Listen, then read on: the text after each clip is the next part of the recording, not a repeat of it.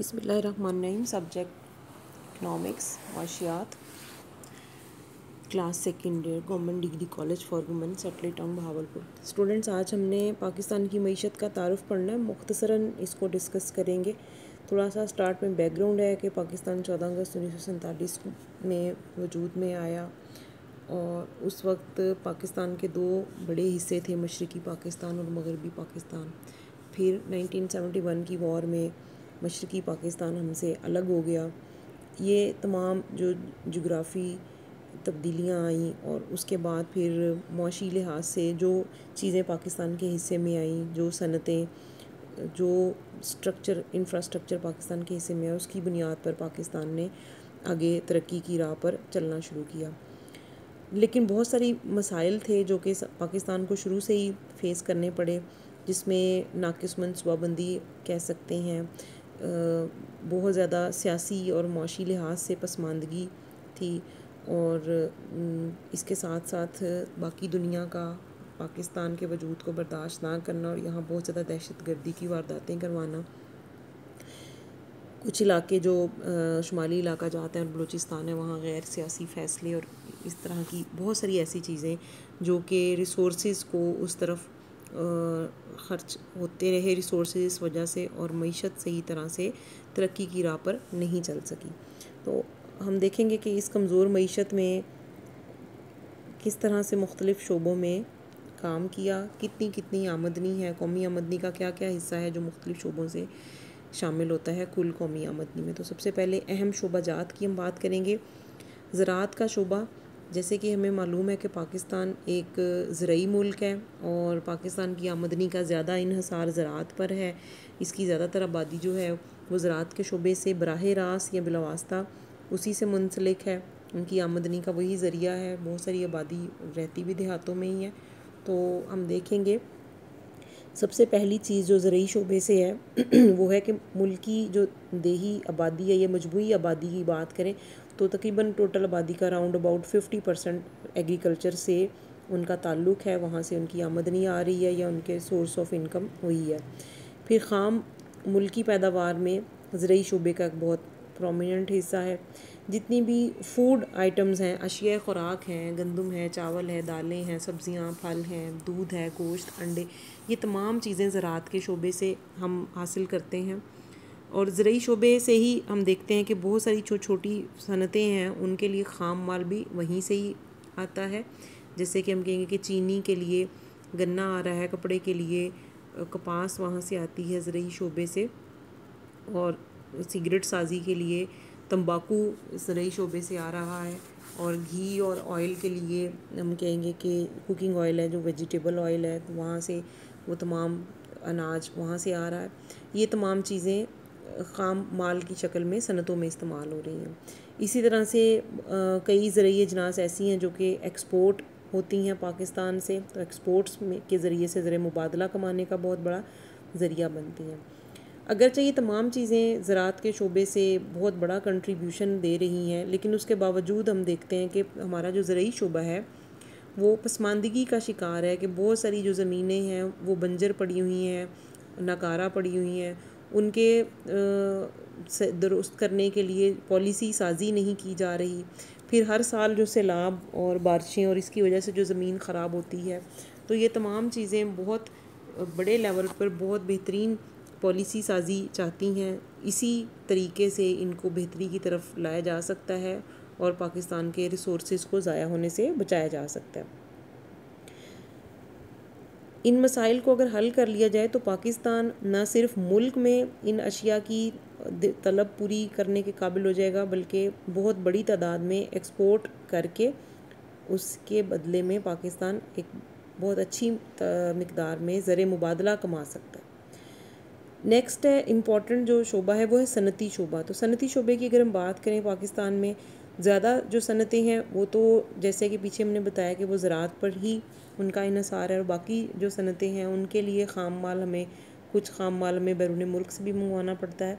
तो सनतों में जो बड़ी सनतें हैं उसमें टेक्सटाइल की सनत है, ऑटोमोबाइल की सनत है, खाद है, सीमेंट है, चीनी है, खुर्दनी तेल है, लोहा, फौलाद, सिगरेट साजी, फार्मास्यूटिकल, मशरूबात वगैरह, ये तमाम बड़ी सनतें हैं। फिर उसके साथ साथ बहुत सारी छोटी सनतें भी हैं जो काम कर रही हैं। हौजरी है, रेडीमेड गारमेंट्स हैं, तौलिया साजी है, बिस्तर की चादरें, सिल्क यान, नायलॉन, खेलों का सामान, आलात जराही, खिलौना साजी, ये तमाम सनतें जो हैं, ये छोटी सनतें भी इसमें कंट्रीब्यूशन कर रही हैं। स्टूडेंट्स, आपने शॉर्ट क्वेश्चन के हवाले से कुछ इनके नाम कोशिश करें याद कर लें, तो MCQs में ही आ जाता है कि लिखी हुई ऑप्शंस और पूछा गया कि इनमें से कोई एक छोटी सनत नहीं है, या सनत पाकिस्तान की सनत में शामिल नहीं है, या अहम सनत में शामिल नहीं है, या शामिल है, तो आपको इस हवाले से नाम इनके याद हो।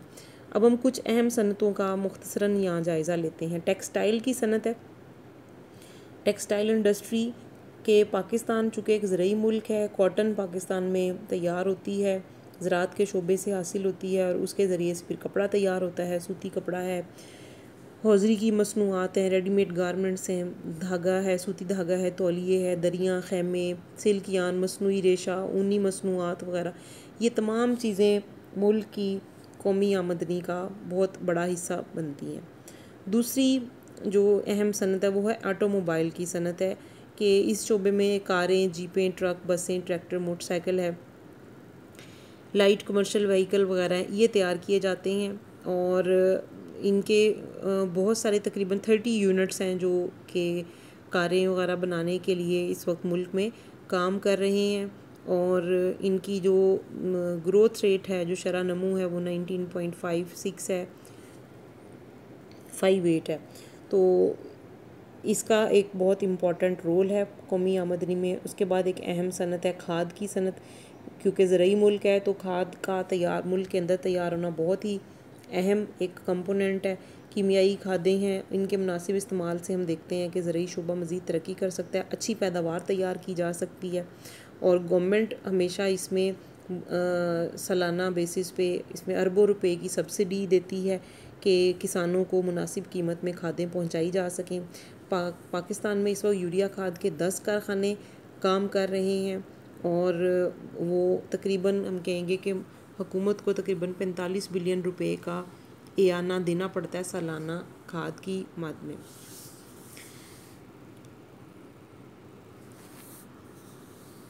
अच्छा, इसके बाद है सीमेंट की सनत, चौथे नंबर पर है सीमेंट की सनत है कि 44 फैक्ट्रीज़ हैं, 44 कारखाने हैं जो कि सीमेंट की पैदावार तैयार कर रहे हैं, और मुल्क की तमाम जो ज़रूरत है उसको पूरा करने के साथ साथ अफ़गानिस्तान, भारत, श्रीलंका, अफ्रीका, मशरिक़ वस्ता और अफ्रीकी ममालिक को सीमेंट बरामद करके भी पाकिस्तान बहुत सारा ज़र मुबादला इसके ज़रिए से कमा रहा है।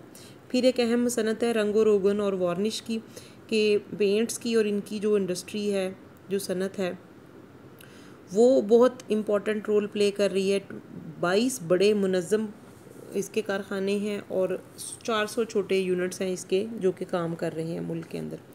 मादनियात और कानकुनी में देखते हैं कि सिंध के इलाके में थर में कोयले के बहुत सारे ज़खायर मौजूद हैं, कॉपर गोल्ड के ज़खायर हैं। चागी बलूचिस्तान में खाम लोहा, जिप्सम है, कीमती पत्थर है, मार्बल है, लाइमस्टोन है, सल्फ़र, रॉक सॉल्ट, इनके ज़खायर मुल्क के मुख्तलिफ़ हिस्सों में मौजूद हैं, और उनको इस्तेमाल करके, उनको रिफ़ाइन करके ना सिर्फ मुल्क में इस्तेमाल किया जाता है बल्कि उसको एक्सपोर्ट भी किया जाता है। सरकारी शोबे की जो सनतें हैं उसमें देखते हैं कि पाकिस्तान स्टील है जो कि गवर्नमेंट की मलकियत में है, पाकिस्तान स्टील है, स्टेट इंजीनियरिंग कॉरपोरेशन है, नेशनल फर्टिलाइजेशन कॉरपोरेशन है, पंजाब एग्रीकल्चर कॉरपोरेशन है। ये बहुत अहम रोल प्ले कर रही हैं मईशत के अंदर। पाकिस्तान का शोबा जो सनती शोबा है, अगरचे वो तकसीम के वक्त काफ़ी कमज़ोर था, कि जो टोटल बड़े सग़ीर में वहाँ पे अनडिवाइडेड इंडिया में 921 अगर बड़े कारखाने थे, तो पाकिस्तान जब डिवाइड होके बना तो पाकिस्तान के हिस्से में इसकी ज़मीन पर सिर्फ 34 कारखाने आए जो कि उस वक्त पसमानदगी का शिकार थे। उसको बेहतरी की तरफ लाने में बहुत एफ़र्ट करनी पड़ी। अब वक्त के साथ साथ बेहतरी आ रही है। सनती शोबे के साथ अब तीसरे नंबर पर है तजारती शोबा, हमने डिस्कस किया। सनती शोबा है ज़रूरी शोबा, सनती शोबा, और अब तीसरे नंबर पर है तजारती शोबा। तिजारत, जैसे कि आप जानते हैं स्टूडेंट्स, हमने चैप्टर पढ़ा था पीछे कि अशिया को एक जगह से मुल्क के अंदर या एक मुल्क से दूसरे मुल्क में ले जाकर फ़रोख्त करना, ये तिजारत है। और ये बहुत बड़ा रोल प्ले करती है मईशत की तरक्की के लिए, ज़र मुबादला कमाने के लिए। तो पाकिस्तान जब कायम हुआ था उस वक्त चूँकि मशरक़ी पाकिस्तान भी इसका हिस्सा था, मशरक़ी पाकिस्तान में पटसन और चाय की बहुत ज़्यादा पैदावार होती थी और मगरबी पाकिस्तान में कपास और चावल। तो ये दोनों हिस्से मिलकर ये चीज़ें एक्सपोर्ट करते थे और ज़र मुबादला कमाते थे। मशरक़ी पाकिस्तान हमसे अलग हो गया। पीछे जो हमारा मगरबी पाकिस्तान है, जो अब मौजूदा पाकिस्तान है हमारा, इसमें जो अहम बरामदात हैं उनमें कपास है, कपास की मसनूआत हैं, चमड़ा और उसकी मसनूआत हैं, चावल हैं, सिंथेटिक है, टेक्सटाइल आलात हैं, आलात जराही हैं, खेलों का सामान है, कालीन है, मछली, सब्ज़ियाँ, फल, बाकी बेशुमार ऐसी चीज़ें जो हैं वो ये पाकिस्तान बरामद कर रहा है। इसी तरह से पाकिस्तान की जो अहम दरामदात हैं उनमें पेट्रोल है, पेट्रोलियम की जो बाकी मसनूआत हैं, अशिया खुर्दनोश है, खुश्क दूध है, चाय है, गंदम है, खुर्दनी तेल है। ये तमाम चीज़ें मशीनरी ग्रुप में टेक्सटाइल मशीनरी है, पावर जनरेशन है, ज़रूरी मशीनरी है, एयरक्राफ्ट है, जहाज़ है, सनती खाम माल में सनती खाम माल हम मंगवाते हैं बाहर से, खादें हैं, फौलाद है, लोहा है। ये तमाम चीज़ें बैरून मुल्क से हम दरामद करते हैं। तो तिजारत में खसारे का भी सामना रहता है। उस खसारे को पूरा करने के लिए पाकिस्तान का जो मुल्क है वो गैर मुल्की तरसीलात उसमें बहुत बड़ा रोल प्ले करती हैं कि हमारे जो पाकिस्तानी दूसरे ममालिक में गए हुए वहाँ से पैसा कमा के बेचते हैं, हमारे पास ज़र मुबादला आता है, तो वो हमारे अदायगियों के खसारे को पूरा करने में काफ़ी अहम रोल प्ले करता है, जो कि दरामदात और बरामदात मरई अशिया के केस में रह जाता है। अगर फिर भी ना पूरा हो सके तो गवर्नमेंट ऑफ पाकिस्तान अपने डिफरेंट पॉलिसीज़ के ज़रिए से इस खसारे को कवर करने की कोशिश करती है। स्टूडेंट्स, इस चैप्टर में से इतने ही ये पॉइंट्स मैंने आपको करवाए हैं। आप इनको रिवाइज़ करेंगे एग्जामिनेशन पॉइंट ऑफ व्यू से, शॉर्ट क्वेश्चन और MCQs। कॉलेजेस जैसे ही आपके ओपन होंगे उसके थोड़े ही टाइम के बाद कॉलेज के इंटरनल एग्ज़ाम होंगे आपके डेफिनेटली। तो आपने जो प्रिपेयर किया होगा, जो आपके यहाँ लेक्चर हो चुके हैं, इनको रिपीट नहीं करवाया जाएगा, आपने ख़ुद इनको प्रिपेयर करना है और जितना पार्ट हो गया होगा उसके एग्ज़ाम कंडक्ट होंगे। तो आप इसलिए अपने टॉपिक्स को साथ साथ प्रिपेयर करें, शॉर्ट क्वेश्चन के लिए, लॉन्ग क्वेश्चन के लिए और MCQs के लिए।